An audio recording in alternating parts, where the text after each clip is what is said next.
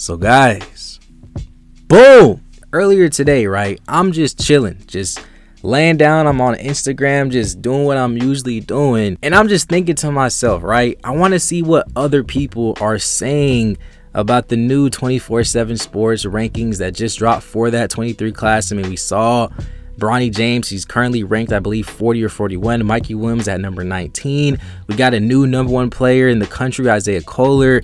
You know, Robert Dillingham. Like, I just want to see what people are saying about these new rankings. And then I'm just thinking to myself, at that number 2 spot, there's a name that I feel like people just haven't really been talking about as much. And I feel like the name kind of just died down. I'm sure you already know the player that I'm talking about is the GOAT DJ Wagner. What the heck is going on with this man DJ Wagner? I don't know if it's just me.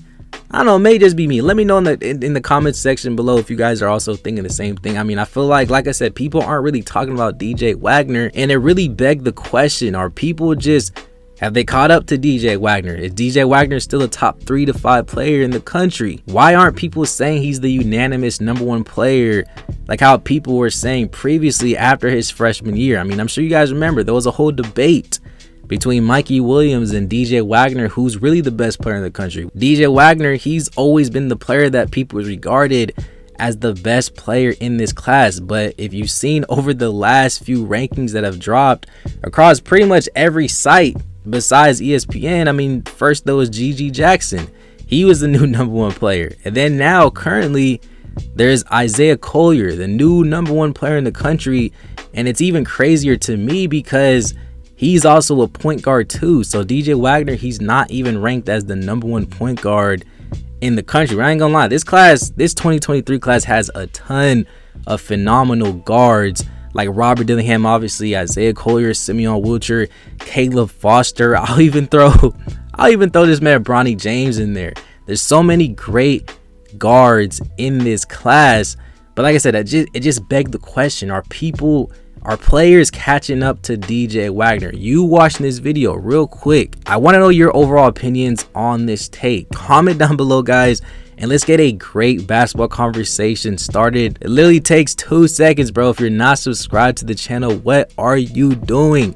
Just tap the red button. It's literally free and it helps the channel out. We've been talking about and having great conversations in the Discord. Join the free Discord.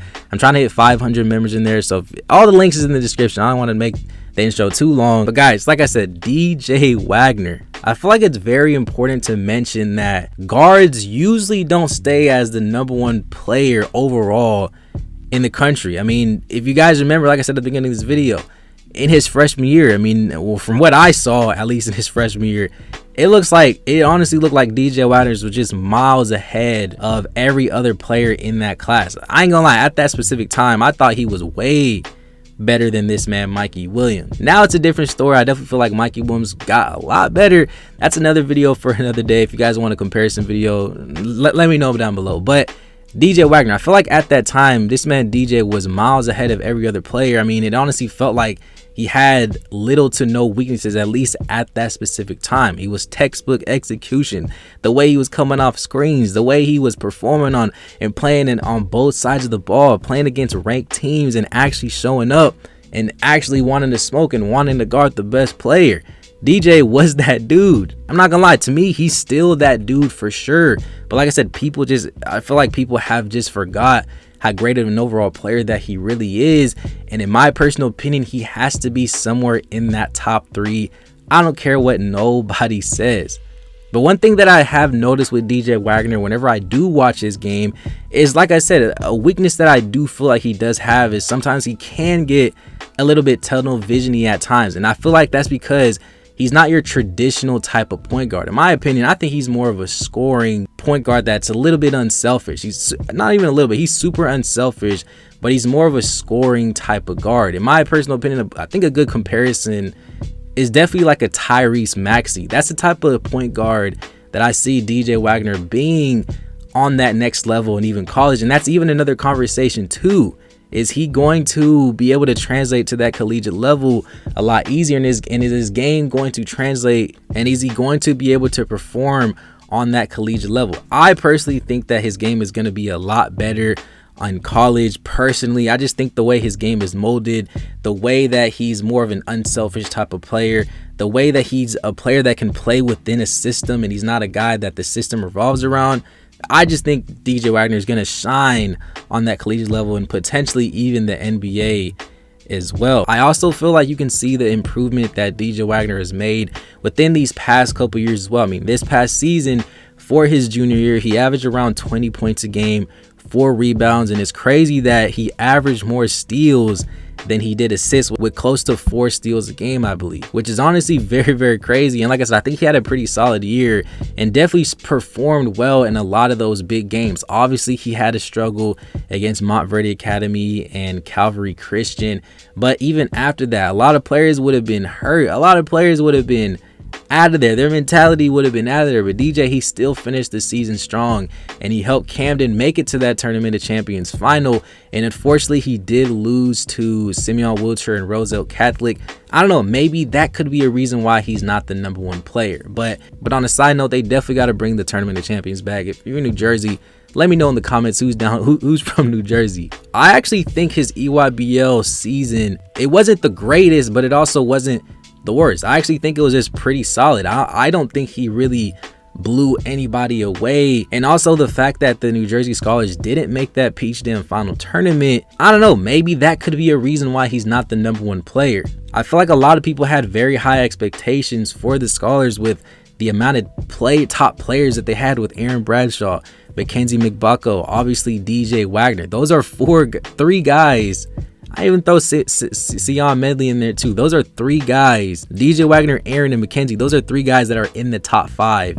And they still didn't make it to that Peach Jam final. I don't know. Like I said, maybe that's what the recruiting sites are looking at. Like I said, I do know that they take winning into consideration.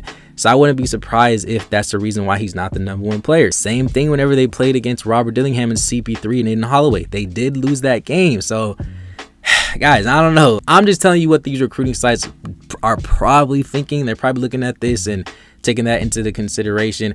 Guys, do I personally think he's the best player in the country? Do I personally think he should be the flat out #1 player in the entire country?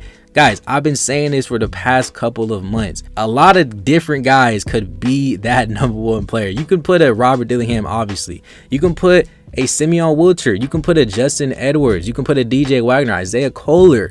There's a lot of different guys you can put at that #1 spot. So I personally feel like it honestly changes every single day. But I will say that DJ Wagner has to be somewhere in that top 3 to 5.